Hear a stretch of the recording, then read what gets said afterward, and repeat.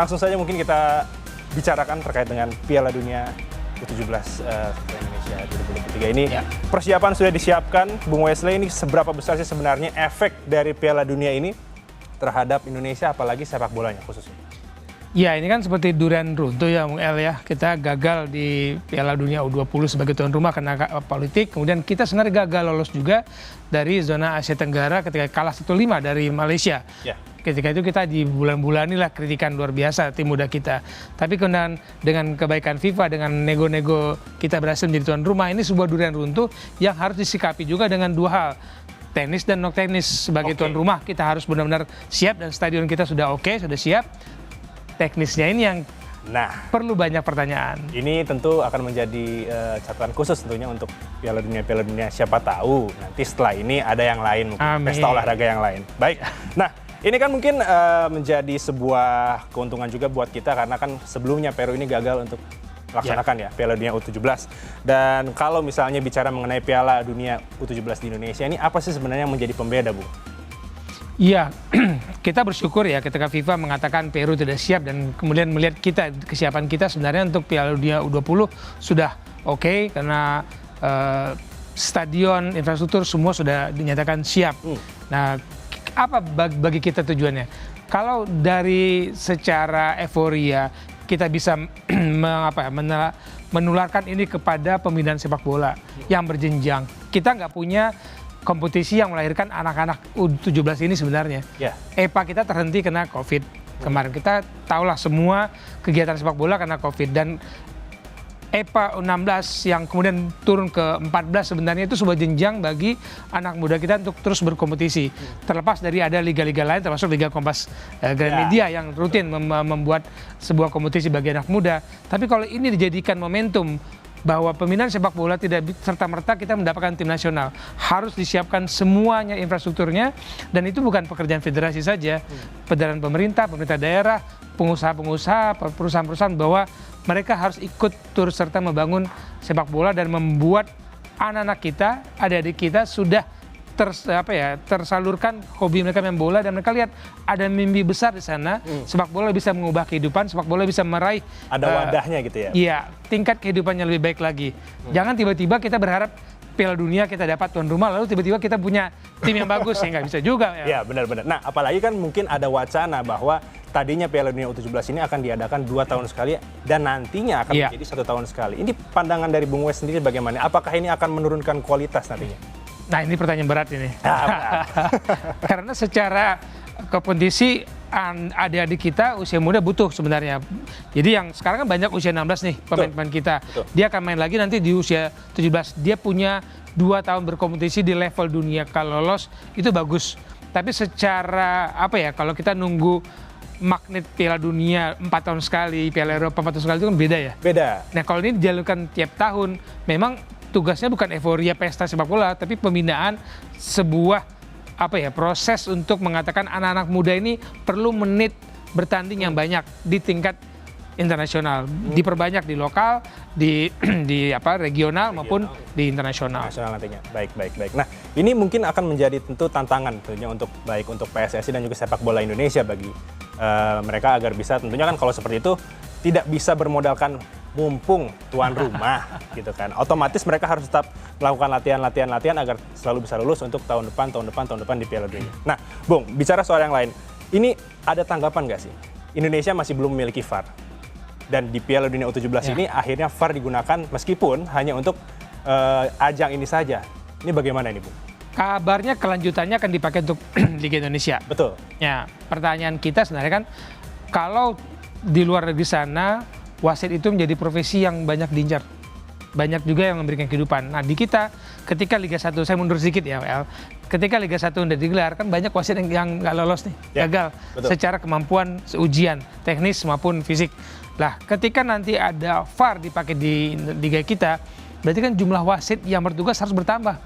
Sementara kemarin berkurang nih, yang lolos untuk Liga 1 saja. Liga 1 doang. Itu aja udah berkurang dari jumlah yang ikut seleksi.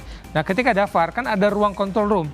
Nah, satu lagi pemahaman wasit-wasit kita terhadap peraturan rule of the game-nya juga masih menurut saya tidak sama ya. Belum sempurna juga. lihat buktinya ketika liga kita bermain. Ini offside jelas-jelas tapi nggak offside. Ini pelanggaran, tidak diberikan pelanggaran. Akhirnya emang kebiasaan pemain kita melakukan pelanggaran di laga internasional itu kan dimulai karena wasit kita membiarkan di laga-laga lokal. Nah, kalau nanti VAR itu sudah kita pakai, sudah siapkah kita untuk hasilnya berubah? Ya. Kalau bisa terima itu. Ya, berubah karena ada VAR. Ada VAR-nya. Sudah siapkah kita? Itu banyak lagi aspek dan tadi saya katakan bukan tugas PSSI, bukan tugas federasi saja membangun sepak bola ini. Dimulai mungkin dari sekolah. Ada mulai dari dasar berarti. Betul, supporter kan banyak pelajar. Ya. Nah, diajarkan dari sekolah bahwa persepak bola itu pengaruhnya adalah elemen-elemen tertentu dan termasuk VAR. Perbedaan hasil yang mereka harapkan dengan hasil kenyataan juga itu harus dipelajari dari awal, termasuk harapan kita terhadap U17 di Piala Dunia ini. Oke, baik. Nah, kita bicara balik lagi ke Piala Dunia U17 secara garis besar. Ini kan tentu menjadi salah satu ajang yang melahirkan banyak bintang-bintang muda. Seperti 2007, Toni Kroos, ya, dari bintang muda. Sekarang, tahun ini ada Mark Yu dari Spanyol. Ini mungkin dari Bung Wes sendiri bagaimana ini? Mungkin kan tidak terlalu banyak yang mengenal Mark Yu, tapi ternyata kemarin saat dia datang, disambut oleh supporter Indonesia, banyak yang minta tanda tangan bahkan di jersinya. Itu bagaimana? Apalagi fans Barcelona ya. Apalagi fans Barcelona.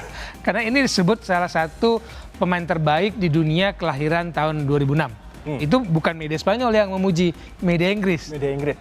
Karena yang ngincar Man City, Man United, Chelsea, Arsenal, PSG, mereka udah ngincar nih pemain. Pemain dari Barcelona usia 16 tahun, usia 17 tahun. Kalau kita mengatakan ada sejumlah pemain bintang yang diincar banyak klub di Eropa, saat ini dari U17 ini banyak loh, hati-hati. Yang kita yang nonton, banyak sekali, saya bisa menyebut 17-19 nama. Tapi apakah sudah ada jaminan bahwa mereka akan mentas kemudian di level senior? Belum tentu. Belum tentu. Belum tentu. Berarti itulah adalah pentingnya membina mereka ya. Iya. Piala Dunia U17 untuk berikutnya bisa melangkah ke jenjang timnas senior. Nah, ada banyak nama, mungkin ada Claudio Echeverri, Paris Brunner, dan juga ada Ethan Nwaneri. Mungkin dari Bung Wes sendiri, selain nama Mark Yu, yang patut menjadi waspada, apalagi mungkin kita bicara soal yang ada di pool A terlebih dahulu yang bersama dengan timnas Indonesia. Ada siapa saja, Bung? Saya nyebut dua nama ya, karena saya nyata dari Jerman, karena melihat pemain Jerman, wah ini levelnya bukan usia 17 lagi, ini bisa udah naik ke 20. Ada Paris Brunner dan Noah Darwich. Itu dua pemain Jerman yang saya sebut dari sekian banyak pemain Jerman yang bagus, yang akan wajib kita cermati gaya bermainnya, dan wajib juga kita cermati 2 tahun depan, 2 tahun lagi udah nggak di Jerman ini. Bisa jadi udah kayak Inggris atau Spanyol, karena yang ngincar dia juga banyak. Iya. Karena sudah dibidik dulu gitu. Sudah dilihat, ini pemain dari usia junior sudah kelihatan akan jadi apa enggak. Tapi tadi Bung El kan sebut tahun 2007. Toni Kroos. Nah, saya mencatat ketika Toni Kroos menjadi pemain terbaik 2007, top skorernya Crisantos yang nyetak 7 gol itu enggak mentas kemana-mana tuh. Sekarang kalau kita bandingkan, Toni Kroos sudah juara dunia. Bersama Real Madrid, apa yang kurang sih? Dia segalanya. Sudah enak lah. Sudah segalanya. Sekarang si Crisantos itu mainnya di Liga Gibraltar. Negara mana yang orang kenal sepak bolanya? Padahal dia top scorer di U17 tahun 2007, cetak 7 gol. Dan itu ada beberapa nama-nama. Tapi kalau kita lihat kayak Iker Casillas, nggak muncul tuh namanya di... Tidak menjadi jaminan. Nggak ada jaminan. 97 Iker Casillas siapa yang kenal? Tapi kemudian baru setelah itu liga apa yang dia nggak dapat sama timnas Spanyol maupun Real Madrid, banyak juga. Ronaldinho nggak ngetop tuh tahun segitu, tapi ketika dia mentas tim senior dapat tempat. Jadi tidak ada jaminan bintang ini yang per 2 tahun ini diorbitkan akan muncul di senior. Tapi yang tadi nama Anda sebut, yang saya sebut, saya yakin jadi. Jadi pasti ya. Oke, baik. Tentu ini menjadi salah satu masalah yang nantinya akan dipikirkan oleh Coach Bima Sakti tentunya, ya Coach Bung Wes. Nah, ini Ketua Umum PSSI Erick Thohir ini mengatakan bahwa memasang target yang bukan main-main, minimal harus lolos grup. Nah, Sport Lovers, ini bisa dilihat dulu, ini adalah wawancara kami dengan Erick Thohir terkait dengan target timnas U17. Target untuk timnas sendiri, Pak? Target untuk timnas sendiri? Tim, pemain, pelatih ingin lolos grup, ya kita dorong. Karena ini pertandingan kelas dunia yang memang tidak boleh anggap remeh. Oke, nah Bung Wes, lolos, bukan U pakai O, lolos dari grup. Lulus juga bisa sih. Lulus juga bisa. Lulus ujian. Lulus ujian. Kalau dari Bung Wes sendiri melihat bersama dengan Panama, Maroko dan juga Ekuador, bagaimana peluang timnas Indonesia U17 di Piala Dunia U17 tahun ini? Ketika undian dilakukan, saya mencoba menetralkan anggapan orang Indonesia dapat grup yang lunak. Kita jangan lupa, kita nggak lewat kualifikasi loh. Pertandingan kita itu tidak pertandingan yang resmi dalam memburu tiket. Sementara 3 lawan kita ini memburu tiket, apalagi Ekuador, orang taunya Brazil, Argentina, misalkan Chile dari Amerika Latin. Ekuador kemarin runner up di CONMEBOL Amerika Latin U17. Ngalahin Argentina, hanya tidak bisa dikalahkan oleh Brazil, dan 3 bintangnya juga saya sebut-sebut salah satunya ya yang akan menjadi incaran banyak orang dari Ecuador, dan gaya bermain dia yang saya tunggu adalah apakah tim asuhan Bima Sakti ini bisa mengontrol emosi, karena Ecuador pintar sekali memancing emosi lawan dengan gaya bermain yang press, dan tadi kita memulai dengan bintang muda. Jangan sampai ada yang namanya star syndrome ya. Bahwa kita pemain muda, main di Piala Dunia, tekanan luar biasa terhadap pemain kita, publikasinya luar biasa, harus injak kaki ke bumi, jangan naik dulu. Jangan lupa dulu. Betul. Oke, nah Bung Wes, ini bicara mengenai persiapan dari timnas U17, kita saksikan terlebih dahulu ini wawancara dengan Coach Bima Sakti. Kita sudah lihat video mereka, tadi pagi kita informasikan ke pemain, mereka tim bagus, mereka memiliki kualitas individu yang baik, kemudian mereka memiliki servis yang bagus, itu sudah menjadi catatan buat kami, dan kami juga harus mengantisipasi itu. Tapi yang paling terpenting adalah kita juga mempersiapkan tim kami sebagai. Saya pikir pasti ada nervous, namanya manusia pasti ya. Setelah Messi, Ronaldo itu juga menginformasikan bahwa menghadapi satu pertandingan pasti ada rasa tegang. Tapi yang paling penting pemain sudah bisa saling berkomunikasi, saling mensupport, karena kekuatan kita adalah kebersamaan. Alhamdulillah semua pemain siap, kondisi sehat dan lancar, semua pemain punya optimis dan tujuan semangat yang sama. Ya semoga nanti ke depannya besok kita meraih hasil yang terbaik dan maksimal. Preparation against thinking about our first game against Indonesia has been very good. We went to Saudi Arabia. We also had a good preparation in Quito, Ecuador. So we think we have had a very good preparation towards our first game against Indonesia. It is a very, very good team. We have seen them play, and I think they are very good. They have really good ball skills. They are very quick, very fast, and as a team, they know exactly what to do. So it's going to be a really difficult and challenging game for us.